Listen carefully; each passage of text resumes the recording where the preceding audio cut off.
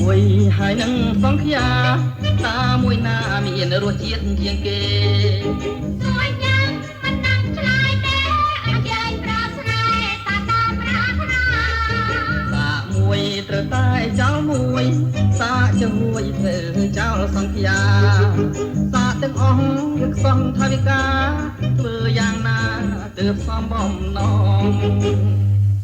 បង្អែមដូចគ្នាអ្នកលក់មានសម្រស់ដូចគ្នាប្រាក់មានសម្រាប់តាតម្លៃមួយចាននឹងទិញនាងនេះស្ដាយនាងនោះធ្វើមិនទៅអញ្ចឹងចាមួយអូនមានតាមទីអង្គការលីក្រផាត់ឡងបើអញ្ចឹងដួសមកនួនល្អរៀមបងនឹងសាកមើលម្ដងចុះអូនបងលើសង្ចាវិញតែមកឆ្ងាញ់ឆ្ងាញ់អត់មានតន់អូនទាំងពីរធ្វើតាមបងចង់គឺសាកទាំងអស់តែសូមជឿសិន